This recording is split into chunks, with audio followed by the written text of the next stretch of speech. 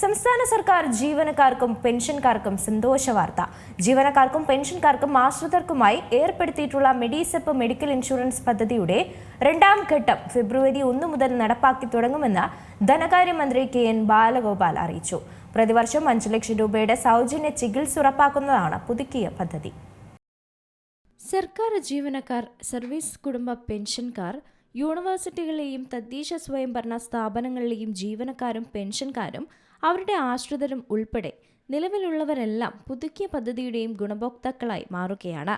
MEDISEP medical insurance പദ്ധതിയുടെ രണ്ടാം ഘട്ടം ഫെബ്രുവരി 1 മുതൽ നടപ്പിലാവുകയാണ്. മെഡിസെപ്പ് രണ്ടാം ഘട്ടത്തിൽ അടിസ്ഥാന ഇൻഷുറൻസ് പരിരക്ഷ 3 ലക്ഷം രൂപയിൽ നിന്ന് 5 ലക്ഷം രൂപയായി ഉയർത്തിയിട്ടുമുണ്ട്.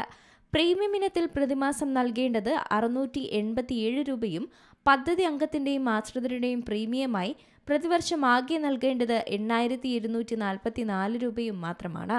നേരത്തെ 1920 പാക്കേജുകളാണ് ഉണ്ടായിരുന്നതെങ്കിൽ മെഡിക്കൽ, സർജിക്കൽ പാക്കേജുകൾ ഉൾപ്പെടെ 2,516 പാക്കേജുകൾ പുതുക്കിയ പദ്ധതിയിൽ ഉൾപ്പെടുത്തിയിട്ടുണ്ടെന്നും മന്ത്രി പറഞ്ഞിട്ടുണ്ട്.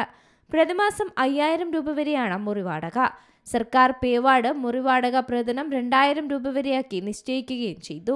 മുട്ടുമാറ്റിവെക്കൽ, ഇടുപ്പല്ല് മാറ്റിവെക്കൽ എന്നീ ശസ്ത്രക്രിയകൾ നിലവിൽ സർക്കാർ ആശുപത്രികളിൽ മാത്രമായി പരിമിതപ്പെടുത്തിയിട്ടുമുണ്ട്.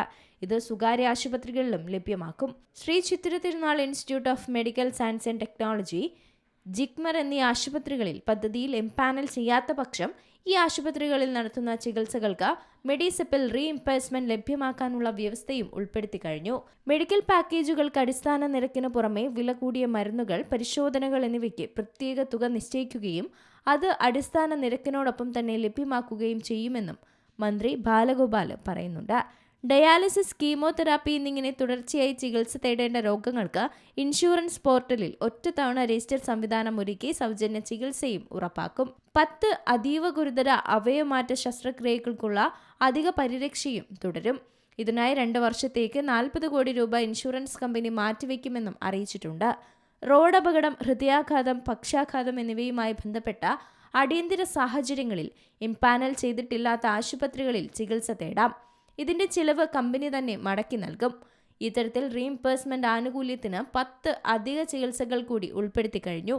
പാക്കേജുകളുടെ വിശദാംശങ്ങളും അതേസമയം ആശുപത്രി ശൃംഖലകളുടെ പൂർണ്ണ വിവരവും വെബ്സൈറ്റിൽ ലഭ്യമാകുമെന്നും മന്ത്രി അറിയിച്ചിട്ടുണ്ട്. News desk, Zee Malayalam news. ഏറ്റവും പുതിയ വാർത്തകളും വിശേഷങ്ങളും വിരൽ തുമ്പിലറിയാൻ സീ മലയാളം ന്യൂസ് എല്ലാ ഡിജിറ്റൽ പ്ലാറ്റ്ഫോമുകളിലും ലഭ്യം.